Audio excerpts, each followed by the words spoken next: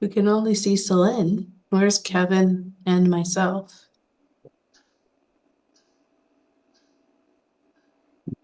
I I can see, see all three of I see, us. yeah, I see everybody on the side, so I'm with No. the slides.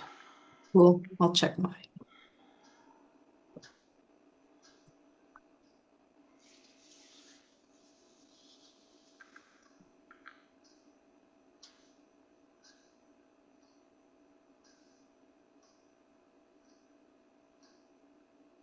All right.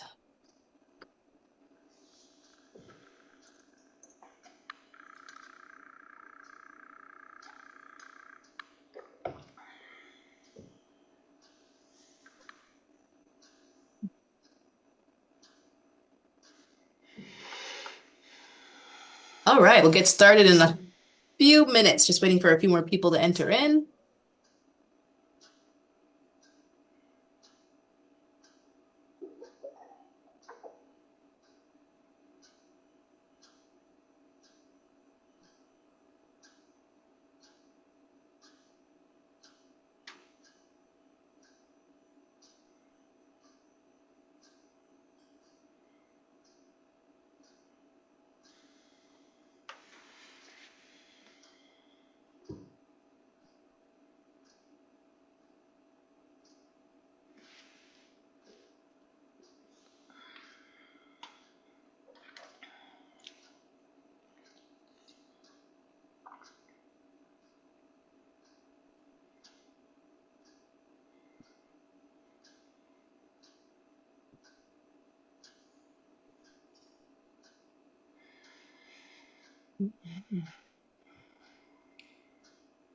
Well, good afternoon, everyone, or good morning, depending where you're tuning in from across the country. Welcome to Food Processing Skills Canada's webinar series that we host every month on various topics. Headliners, what's going on, not just only in food, but could be other topics outside of food as well. But really just giving you the latest information on things that are different areas and topics around the food and beverage manufacturing sector. My name is Jennifer Griffith. I'm the executive director here at Food Processing Skills Canada. Just so you know, the call is being recorded. You will get a copy of this recording after the webinar is finished, and you'll also get all of the slides as well. And then if you want to, you're also going to get a digital badge and a certificate for attending the webinar that you can share with your various networks as well. So today we're going to be talking about navigating trade uncertainty, this big topic that everyone's been abreast of. We have Kuzma is going to be negotiated once again. Our prime minister's been standing strong, and sticking to our guns regarding tariffs and so forth. But we really wanted to find out how industry was feeling about this topic. So we've done a survey over the summer, actually over the summer, fall, and then we also spoke to them to get that qualitative information. So if you like numbers and data, you're going to get that today. So both of our speakers here and presenters, we have Kevin Elder, who most of you may know. He's our labor market specialist and expert and government relations manager here at Food Processing Skills Canada. Anything data numbers driven, he's your guy. He can give you a bit more about his background and what he does as he presents. And then we have Celine Pinson from DPM Research, who has been partnered with FPSC for many years and does all of our evaluation work, works with many of industry stakeholders, really collecting that qualitative data, what's really happening behind the scenes, what's going on at your business or in your town or in your community to set the context, just to understand more what the numbers are really saying. So we have two great people here today to bring you through our report that you'll also get after this webinar. You're going to access to the English and the French version of the final reports that you can have and share as well. So let's get started and hear what news we have around the data on impacts and what's going on.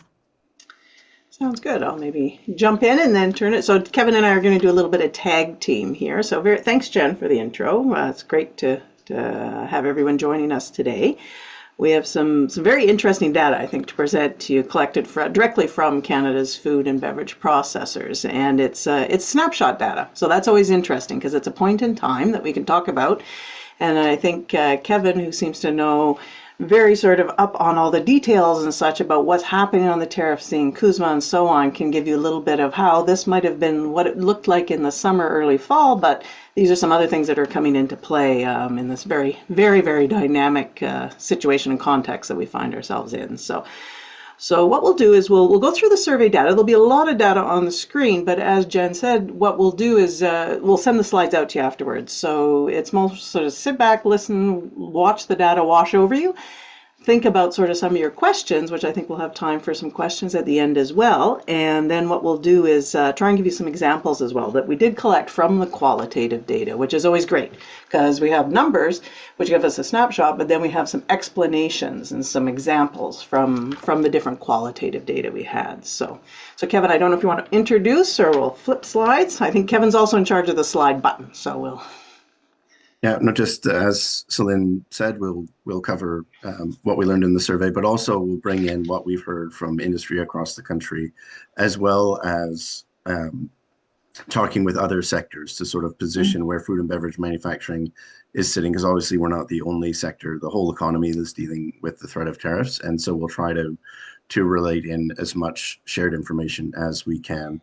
And so here we go. Okay. So just as a quick background, so as I'd mentioned, this is really a snapshot in time. We were collecting data pretty much through July and August, finishing up in early September of this year. So it's about 5 months ago now. And so if we were to do this snapshot again today, it might look a little different. I think it would look different, but what a snapshot allows you to do is it allows you to track what are the most pressing issues, how they might be changing, and then also watch what's sort of top of mind for industry. So they're really valuable, even though, and it's a smaller sample, it's 100, but we did collect from the survey about 155 Canadian food and beverage processors contributed during those 2 months to the survey. And they were from various sizes. So it was a really diverse, it was a small sample of 155, but they were very diverse. These were large, small, different subsectors, different products and such, and different, obviously, experiences with exporting and such. So it gave us, again, a snapshot, a picture. So processors responded to the survey that covered 4 main areas, as you'll see on the slide here. So the perceptions, the overall impacts of the tariffs, and that was quite detailed. We also looked at different mitigation strategies that they were either considering or actively pursuing. With the whole thing of Buy Canada, also looking at interprovincial trade, once we start to look within Canada, who's selling, buying, where, and so on. And then just a very short piece on what they perceived as the effectiveness of the government support at that time. And again, remember this is fairly early on. A lot of this was happening January 2025 onwards, so only about 6 or 7 months experience with the context at that point. So Kevin? Yeah, and one thing to note as well is that when we started the survey towards the end of summer, that the discussion around tariffs had sort of faded slightly from where it had peaked in March and April, but then towards the end of the time that we were in field, there was a new round of tariffs announced, and so then that played and brought it back to people's front of mind as well. So there's some varied, it's a snapshot of a time, but the time, everything was changing through the time. So there's some answers that reflect when they were taken. Mm-hmm. And so if we look at sort of some of the first data we'll present here, and that dynamic situation that was happening, or the dynamic context that Kevin was just talking about, you'll see that one of the theme that's throughout the data here that we present today is the theme of uncertainty. People just didn't know, or they were quite unsure. And as we see here at the bottom of the graph, this first graph here, that gray bar, 17%, or nearly 1 in 6 respondents, were actually unable to assess which tariffs were having the largest negative impact on their business at that point. And we'll see this as a common theme. We'll point it out throughout the presentation. If we look at the top 2 bars there, the dark red ones, at this stage, so in the summer, similar percentages of about 1 in 5, or a little over 20% of Canadian processors were indicating U.S. tariffs on Canadian exports were having the largest negative impact, and about the same percentage were saying that it was the Canadian retaliatory tariffs on U.S. imports that was having the largest negative. If we look a little further down the graph, the pink bars there, or the light red bars, there was about 17% said no, there was no sort of largest impact. They couldn't identify a single tariff or a single country's tariffs. And then another thing to keep in mind is about 1 in 5, 19%, indicated they weren't actually significantly impacted by tariffs. Now that'll be an interesting one to watch because this was early on, and as we get into changing context and such, to see sort of how that might have changed. And there was a lot of anger as well about the tariffs, just in general. And when speaking with industry, I think they were certainly, everyone was initially shocked by the U.S. tariffs because they felt that that wasn't something that they expected that was coming. And so there was a lot of frustration there. And I think that initially when the retaliatory tariffs were announced, there was sort of this good, we're standing up for ourselves vibe that was going through. But through the summer, when we were talking with industry, there was a lot of anger around the retaliatory tariffs because I think partly, we'll get to it later, the way the government supports around those were working or not working was affecting the anger, and it made it feel like a self-inflicted wound that we didn't need to deal with. And full credit to the government that not long after this survey got out of field, they've been hearing from the business community the same as we were, that these weren't good, and those retaliatory tariffs were largely scrapped. Looking a little deeper, so just not what it was the largest impact, but also how they were being directly impacted. So again, sort of clarifying that they had been directly impacted by their business being impacted by U.S. and or China tariffs. Approximately 1 in 2, so 48%, so 1/2 said yes, their business had been impacted. And as we can see with the bar graph just on the right-hand side there, of those who said yes, they were being impacted, the primary products most affected included ingredients and inputs. And as a sort of not in the sector looking out, you think it's the final products generally that are being impacted, but no, you actually see it's ingredients and inputs and packaging. So packaging, and there's a few examples I think Kevin will bring up with respect to the conversations we have of for some of us probably surprising how extensive the packaging aspect has been impacted by these tariffs. Yeah, I think the best example is in the beverage sector, that just first off, I think there's a lot more cross-border traffic in the making of final products across the food and beverage manufacturing space than the general public realize. And so one example of that is beverages in aluminum cans. And so Canada is a large source of aluminum. We don't make enough cans in Canada to supply the Canadian market. And so we heard that there were U.S. tariffs on Canadian aluminum and then Canadian retaliatory tariffs on aluminum cans coming into Canada. And so for the beverage industry, certainly craft brewers, they were paying tariffs twice. They were getting hit with double the cost coming across the border, which really took a hit on their profitability. The other thing that we'd heard of as well was that switching your suppliers for any of these things isn't something that can happen overnight. And in a lot of cases, people are locked into agreements to supply U.S. retailers with something, so they're getting hit with tariffs and they're not avoidable, or that they're committed as a part of supplying a retailer in Canada to maintaining a specific recipe that might use Chinese or U.S. ingredients in that recipe. And so the options that they had for pivoting on a dime just weren't there. And so that's, I think, why we see this unsure as well play such a large role, is because people every conversation we had, people were looking at their options, but in some cases their options were, what can I do in 2027? Or what can I do in 2028? And not as much, what can I do next quarter? And so there was a little bit of, we have to ride this out, but also what can we do to try to be more proactive and less reactive in our responses. Mm-hmm. And I think just building on that, we can see sort of then the other side, the retaliatory tariffs impact. So the previous slide was China-US tariffs. These are the Canada's retaliatory tariffs.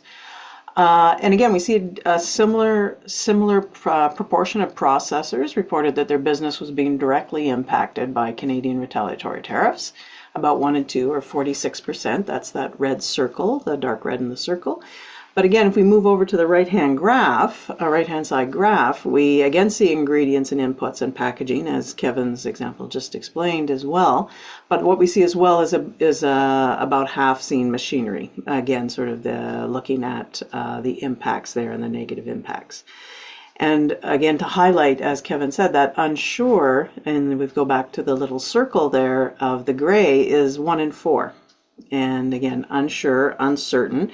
We'll see this uncertainty also impact other areas such as hiring, once we move to looking at the workforce, investments, or actively pursuing mitigation strategies. Well, again, we'll see that level of uncertainty come through in those areas as well.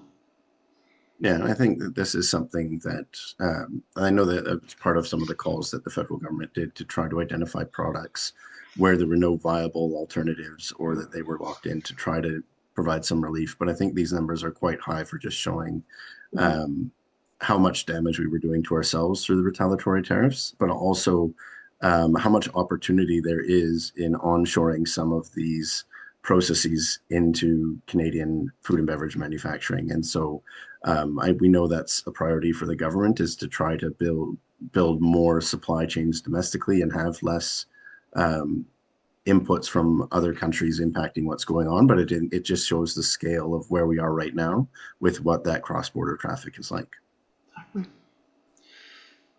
So what we did again is dug a little bit deeper within the financial and economic impacts and tried to tease out the areas where we were seeing some of the larger negative impacts and such.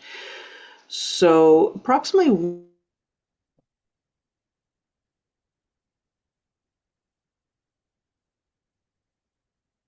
Oh, I think Celine's frozen, so I'll take over, but you can just see that how much the costs increased as a result of this. And this was early on when they hadn't been affected yet. And that we were seeing that people were saying their profits were down. And then I think the key things to notice are the ones at the bottom of the chart where people were already postponing expansion plans and delaying hiring or canceling orders and sort of sitting on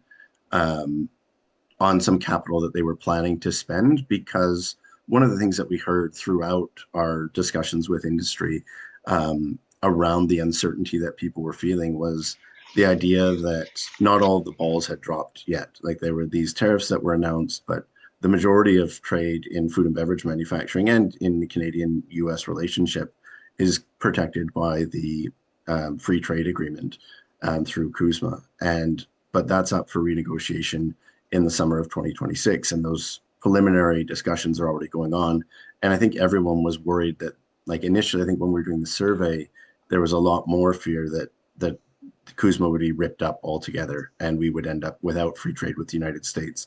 And the sense I get now is that fear of it being ripped up is gone. But I think that's what we're seeing, is that postponed expansion plans, delayed hiring. That was people waiting because they knew there was more to come and they wanted to make sure that they were protected. So I see Celine's back. So do you have anything that you want to add in? No, I think that's it. Yeah, the idea is sort of we're looking at definitely sort of the increased cost comes through, but and within this relatively short time period, already the experienced decrease in revenue and profitability and altered supply chains, as Kevin said, it was a quite fast response to something that was only probably 6-7 months old at this point. So interesting to see that.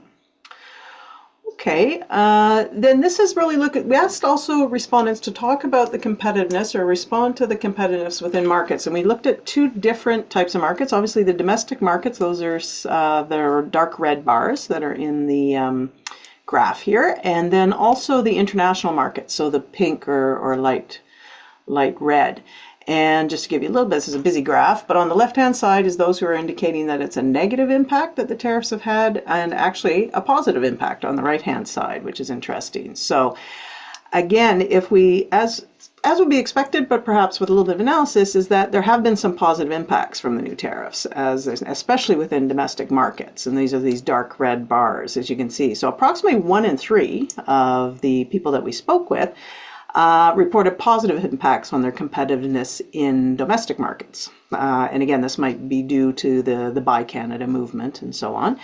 However, a very similar proportion actually were reporting negative impacts on their competitiveness in domestic markets. So again, a little bit of a either or type of approach. Looking at international markets, so the light pink bars, we see that about 4 in 10, or 40%, were experiencing negative impacts on their competitiveness in international markets, and then very few, only about 5%, see any positive impacts with international markets.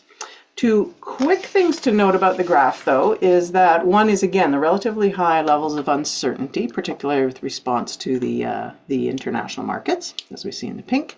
The other one would be the no impact, the middle of the graph for international markets. Now, this could be just due to the level of limited international exports, although it could also be knowing that even with maybe not being an exporter, you're still going to be impacted by tariffs because of ingredients and various other pre-final product inputs or primary products that we saw in the other graphs. Again, so even if you're not an exporter, the tariffs are still probably going to have an impact on your profitability and competitiveness. And I think that we're going to continue to see that impact into 2026. One of the things as well is that for some seasonal industries, and thinking like Atlantic seafood, for example, the season was well underway and all the processors already had their deals in place with what countries and retailers that they were supplying with their products.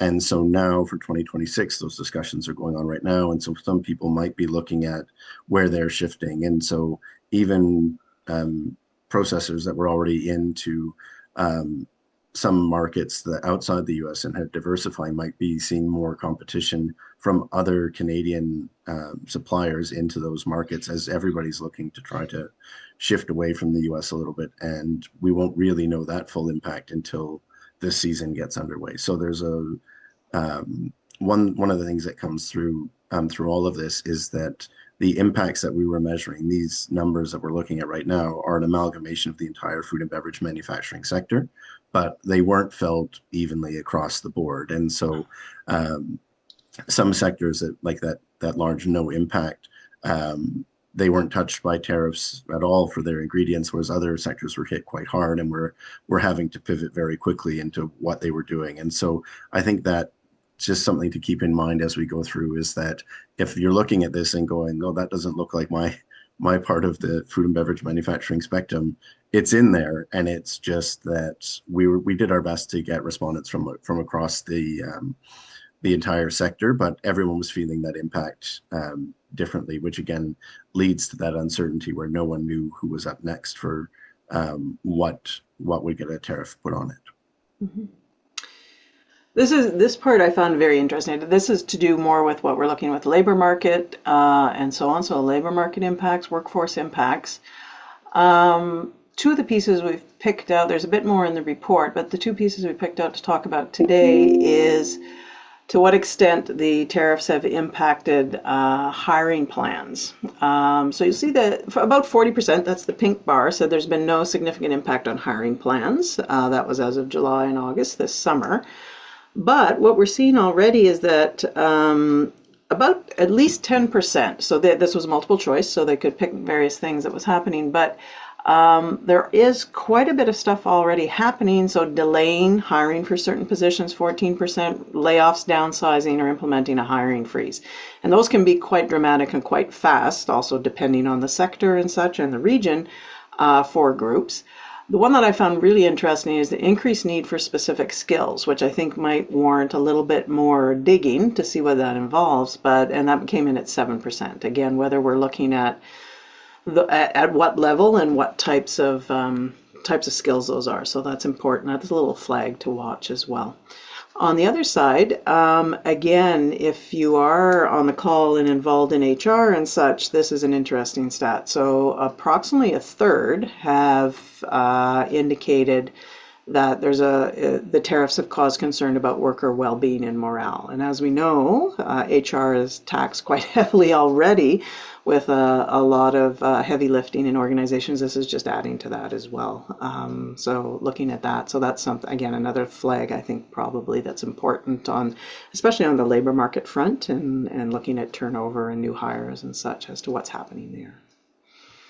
Yeah, just on the specific skills, one of the things that we heard from employers was that the need to find people to get to bring in skill sets to find ingredients that would be equivalent in to what they were getting right now from countries that were putting tariffs on those products, and so they were bringing in people to just to do that sort of work, and it's work that they hadn't done because again the whole tariff situation took everyone by surprise, and it wasn't something that people expected. And so I equate it to sort of like moving house, right? So normally people don't employ movers, but when you all of a sudden you need to move, you've got to bring in people to package up your kitchen and all of that and box everything. And so those are skill sets that people had before when they set up their business, but some of these relationships had been going on for a long time and now they were getting disrupted. So that increased need for specific skills, like one of the areas that we heard, in addition to the tradespeople, which we know are always of critical importance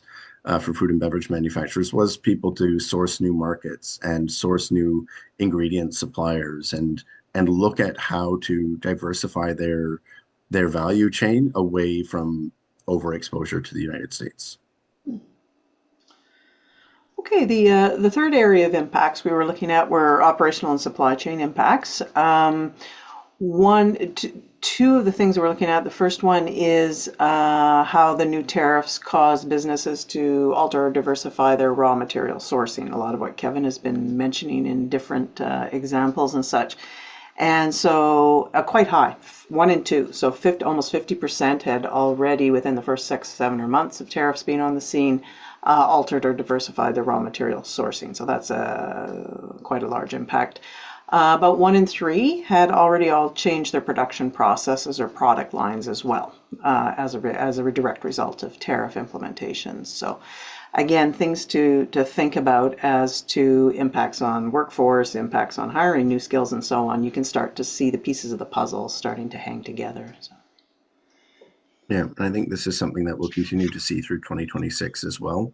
As I mentioned before, like it's not a quick pivot for some industries where they were, but also in terms of capacity. Like for example, if Celine was making an ingredient and as a ingredient manufacturer, that she might be sold out, right? She doesn't have the capacity to supply all these new customers, and she needs to build that up as well. And so I think we'll see some of the response to increased customer base for Canadian suppliers as well through this. And so again, some of that we're seeing some negative impacts where people are talking about the increased cost, but on the other side, there's also ingredient suppliers that are seeing their business boom because they're able to fill the gap that was caused by tariffs. And so I think that as 2026 continues, we'll see increases in certainly in ingredient suppliers that are already in Canada.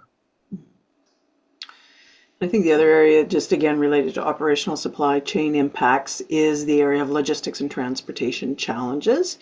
About 1 in 4 weren't sure at this point to what extent their challenges had changed. But when we look at those who had some, again, 1 in 5 didn't see a big increase in challenges, but the majority did, ranging mostly small, but some quite severe. If you're looking at sort of the medium, you're almost 1 in 3 is medium to very large increase in challenges in that area. And that again might be a timing issue and such as to when contracts start to come up and movement of goods and supply chains and such. One of the other things to factor in is we looked at, FPSC participated with 13 other organizations in doing a workforce pulse survey early in the fall that overlapped with the end of our survey.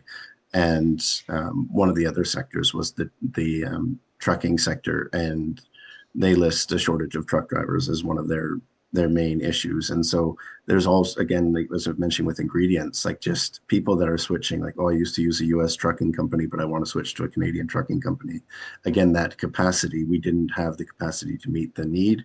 And so I think that those will change as well. But then Another complication is, if we remember the flooding that happened in BC a few years ago, we had this sort of cross-border traffic that wasn't normally allowed. And then when I was speaking with industry and with government, no one's really sure if that sort of cross-border cooperation would be in place if that happened again in the spring, to allow for those goods to travel that way. So certainly there's, beyond just what people are seeing with their day-to-day, there's those exceptional circumstances where we could be faced with barriers that haven't existed before when we've encountered those. So it's certainly a challenging time, and I know a lot of people are looking for how they can get more control over their supply chain. And we'll get to interprovincial trade later, but that's another factor that is looking at how people are building their logistics and transportation networks for how they move product domestically as well.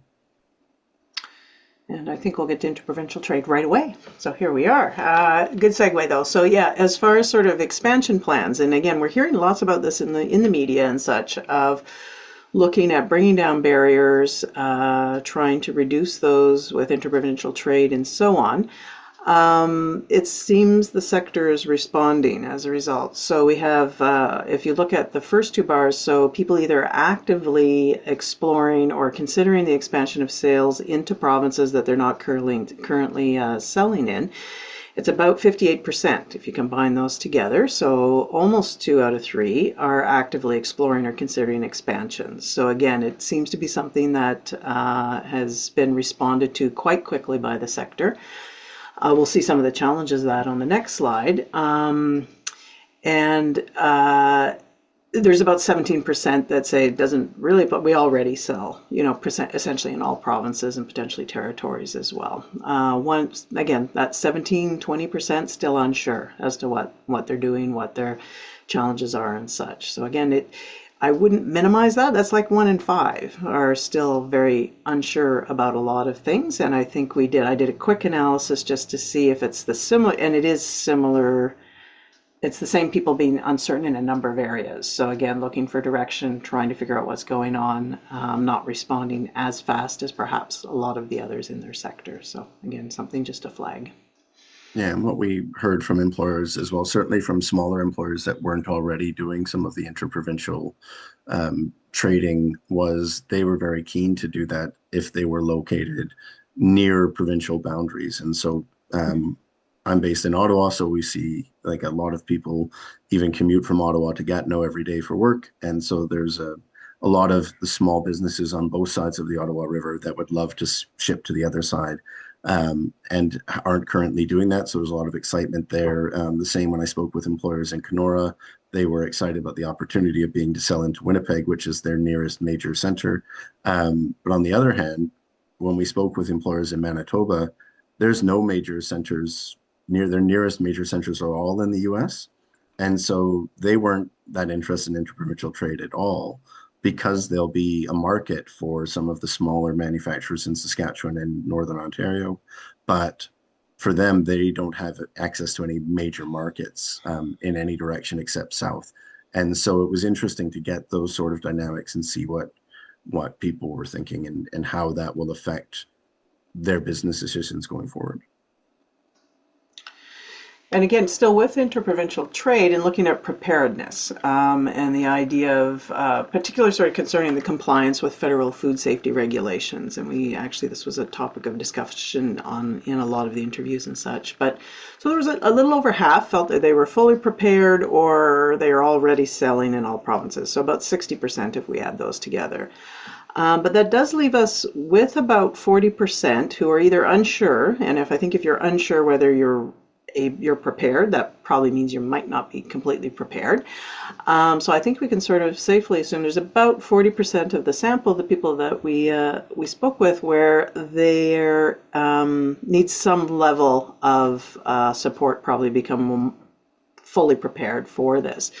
So even though this might be moving quite fast and such, there's still quite a bit of work to do with a lot of the sector, I would say, to get them up to speed to be able to meet and be compliant with food safety regulations in particular. So.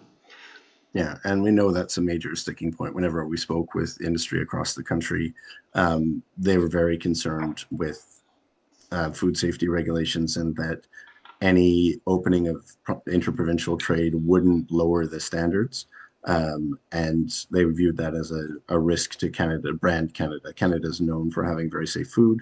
And so if we are able to lower the standard and expand without sort of maintaining that standard, they felt there was certainly a risk to well, one, having more recalls and having that the perception of food change, which would lower our competitiveness in other markets as well. And we can certainly see that that's a challenge that the government and all provincial governments are working on as well. So when they announced the initial interprovincial trade, food and beverage were left out of those agreements because they're still trying to come up with a satisfactory solution for all provinces and all parts of the industry. One of the last areas we'll look at were mitigation strategies. How are they mitigating the impacts from the new tariffs? So these were ranked just in frequency. So and you'll see the ones that 1, 2, and 3 in particular are things that can be done relatively fast. And again, we were 6, 7 months in at this point, 8 months in. So cost-cutting measures, engaging in advocacy efforts, and adjusting pricing strategies. Some of the other ones that are going to take more time, but at least are being considered, a little less frequent, but not surprisingly, given the current context and level of uncertainty stuff. But developing new products, diversifying raw material input sourcing. Actually, we saw quite a bit of that going on.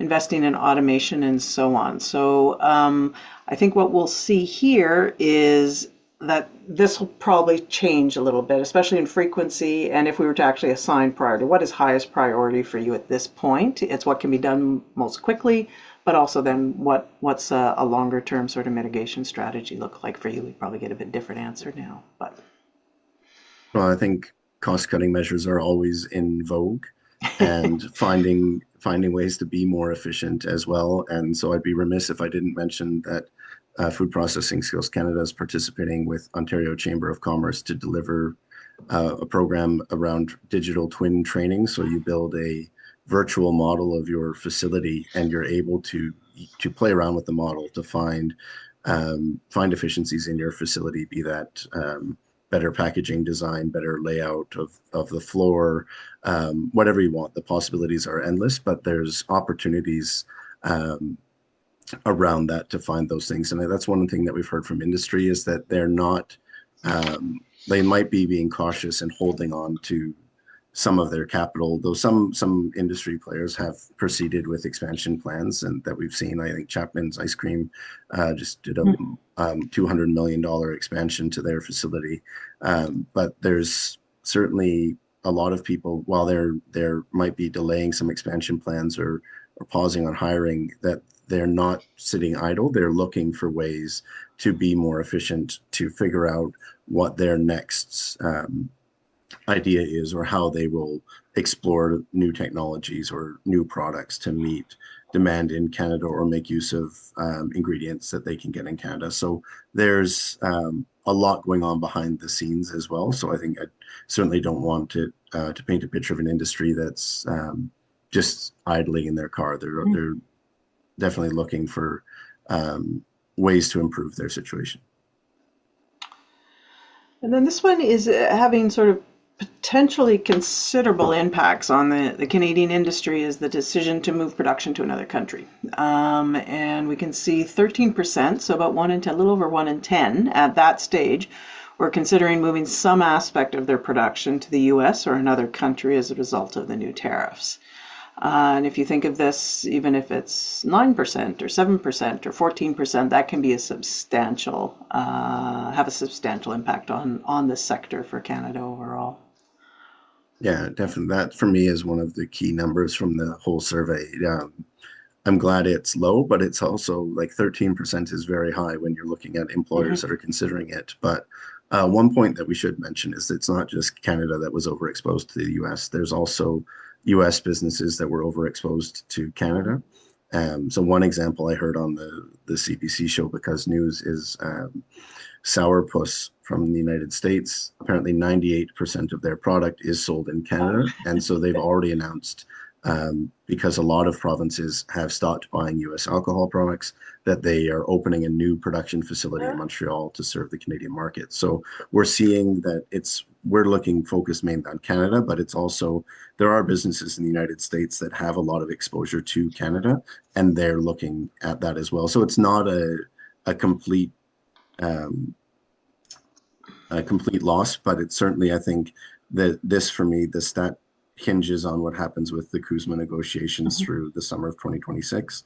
I think that if, because again, when we asked the question, there was a lot of uncertainty around whether that would even exist. I think there'd been talk of tearing it up. And so people were, I think, thinking with that in mind, if there's no free trade deal, I might have to look at moving my operation to the United States because it's a much larger market. And so we'll see what happens, but hopefully that number stays low and we have no reason for anyone to move. Mhm. I think one of the last stats we'll sort of show you a set of stats is during this early snapshot, the existing government supports at that time didn't receive much endorsement as being effective, as you can see on here. So about 43% were unsure the effectiveness of the supports that they knew of. 30% were very clear that they weren't at all effective. And so really we have essentially the remainder, about 1 in 4 had some level of effectiveness. And as Kevin had mentioned early on, the government support has changed significantly since this timing, but it'll be an interesting snapshot of that. Yeah, I think certainly it was slow to roll out. Like there was a lot of industry involvement in how they would be able to get, like especially retaliatory tariff costs reimbursed to them. But at the time we were doing the survey, I was speaking with employers that had jumped on that program immediately and were still waiting for reimbursement months later. And so I think part of that, we always see it in terms of rollout of policy or programs that government moves at a speed that's very, very different from the speed of industry. And I think with tariffs, when industry were incurring costs in real time and the reimbursements were happening much more in a delayed window, people were pretty unhappy with that as well. We heard as well that the programs weren't announced for long enough. And that was something that we heard as well with the CUSMA negotiation coming, and also just the general environment that people didn't think that the tariffs that were announced would be gone in 6 months, and they haven't disappeared. And so programs that were running, and it was just part of the way the government operates, that they were set up for 6 months, 1 year, and people are like, I'm going to need this for 5 years. And so there was again this sort of mismatch from what industry viewed the need as to what was being provided for. And I think that that's part of what led to this, that 1 in 3 of our respondents said they weren't effective at all in supporting industry through that challenge. I think another aspect of that as well is that this wasn't happening in a vacuum. We also had asked about changes to immigration programs that were happening in Canada. And we had, I think it was 38% of respondents had indicated that they had workers that had Yeah. been on a pathway to permanency that had to go home because the rules changed around getting their visas extended for them to be able to stay and complete that permanent residency. And so those were some of the other aspects where quite often industry are not just dealing with one issue, they're dealing with multiple issues. You touched on that earlier, Celine, with the amount of pressure that's on HR departments. And so I think that all feeds into that as well, where people were looking at, well, this one department is trying to help me through this, but another department's making my life more difficult, and Yeah. trying to combine that into one answer. And you get, that's, I think, again, where unsure comes in. Like, I don't know how I'd answer a question if one program was really helpful and one was really detrimental. So I think that leads us to the numbers in front of us. Super. And I think that is So I'll just the add, resources. Yeah, and yeah. the link So is one coming, I of, think, for the yeah, survey report. We have to insert it once it's yeah, back from one of translation. the things that we'd heard as well around that government support was some people aware of part of it, but not all of it. There's a lot more out there through various crown corporations and government departments than people realized. And so the team at FPSC worked together to try to pull together as many of those government resources as we can, and the links there for you to see what's available. And there are some some things as well that I hadn't heard of until we encountered them. Like if you're looking at exploring new markets, there was money to attend trade shows and that sort of thing to get out there um, and showcase your product to new markets. So there's pieces that are there, and then as Jen mentioned, everyone's going to get a copy of the report as well, so, which goes into more detail than Celine and I were able to get through. But we've given you an excellent overview of what we learned and given you a few tips on how to get through it. Wonderful. Let me put my thank you guys so much. This was great information. It's a good snapshot. A lot has happened since then, Mhm. as we know. Like we know Bill C-5 has passed, and we have the whole issue around interprovincial trade and food safety practices, elements, and so forth. So it's interesting how that is going to play out. I know there's some pilots going on currently between Ontario and Quebec.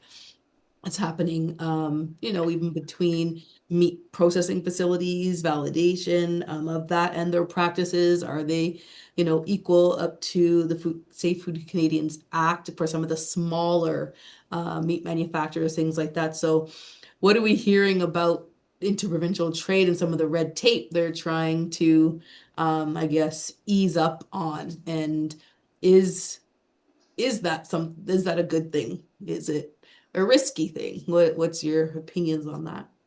Yeah, well, I think that it's a challenge because I think I look at one of the things I've always looked at is the way the current system works right now, where um, in different provinces, if you're a provincial facility, then you can sell within your own province. And so for Ontario, you could be in Ottawa and sell to Windsor and Kenora and all over, thousands of kilometers away, but you can't sell to Gatineau like 5 kilometers away. Mm, And so some of the things that we've heard are they trying to think of different ways that that could be addressed. And so there's like I'm not a food safety expert, but in talking with industry, like there's different regulations for meat in different provinces. And one of the ones that I found most interesting was British Columbia, which has a multi-tier level for meat.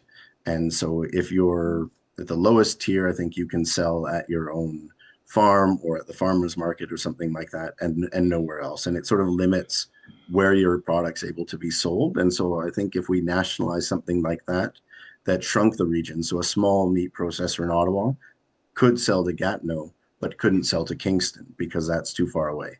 And so mm, if you try to limit it geographically and where they're selling based on the volume that you're producing or something like that, there might be a way to keep everybody happy because I think the main fear was that somebody that isn't, because I think right now for some of the sectors as well, like for alcohol, there's an interprovincial trade barrier.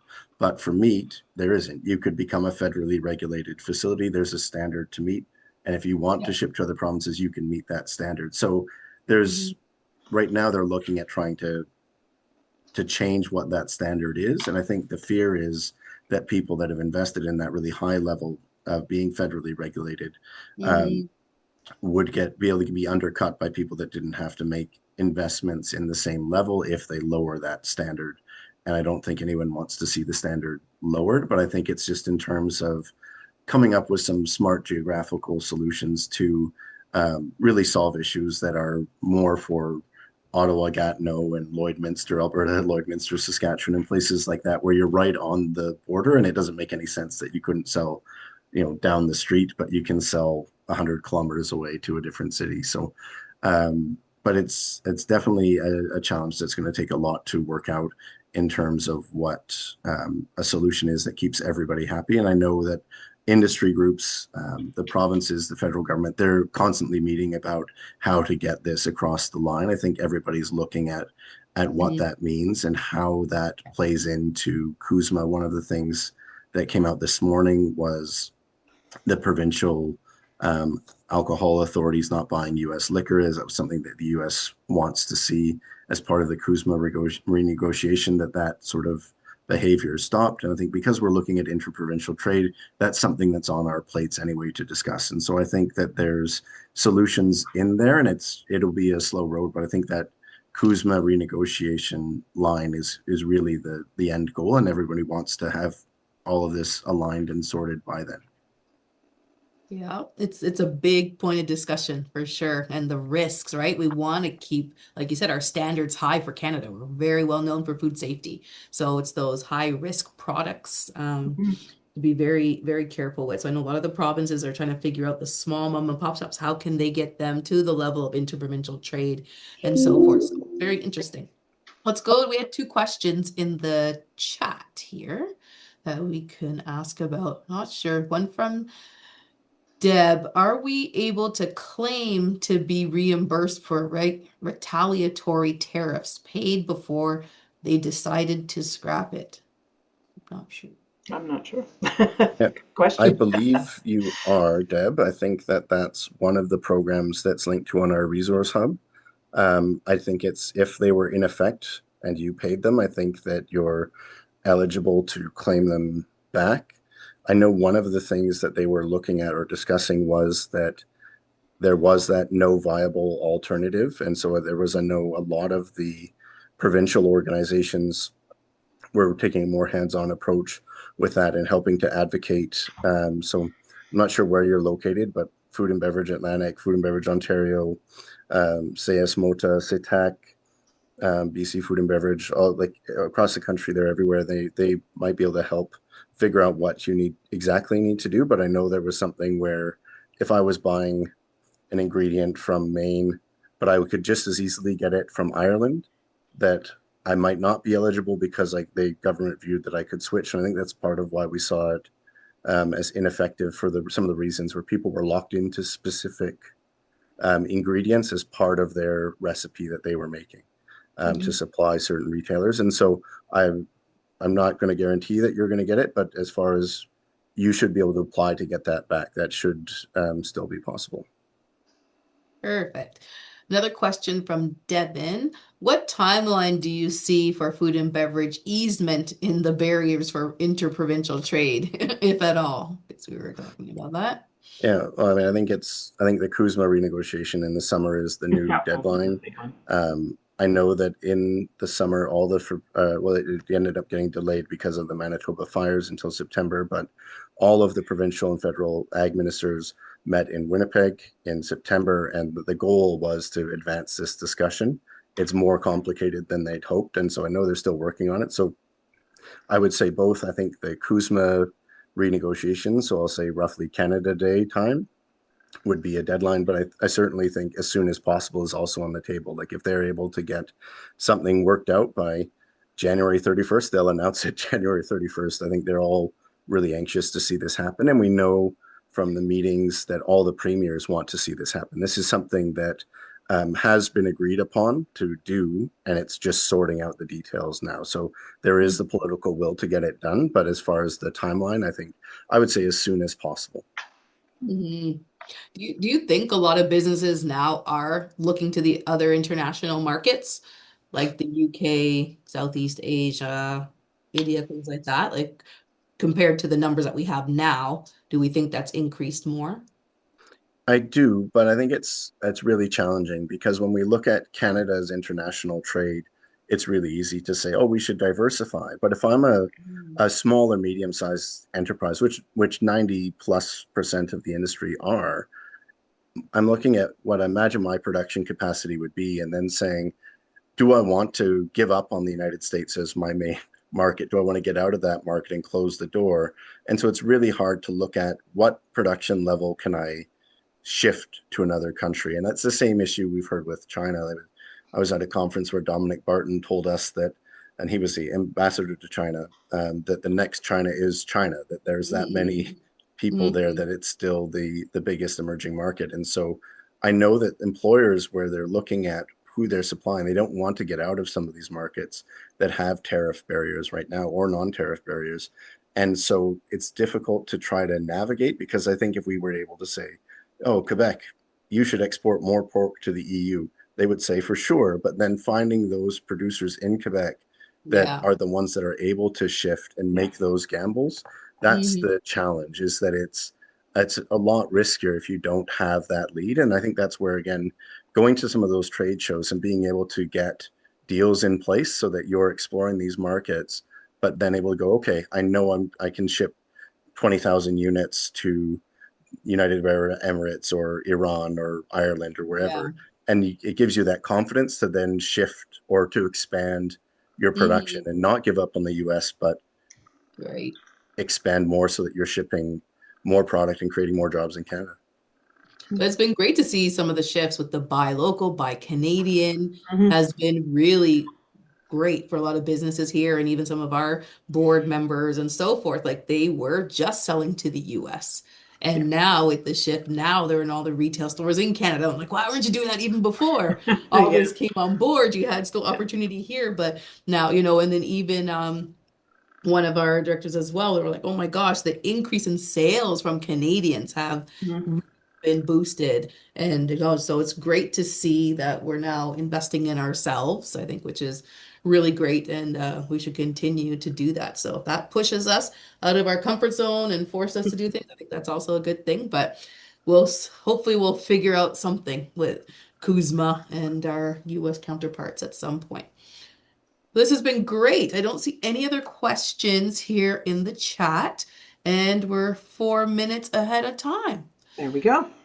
Yes, so thank you very much, everyone. Look out. Oh, Jen, just quick, there was some in there's a Q&A as well.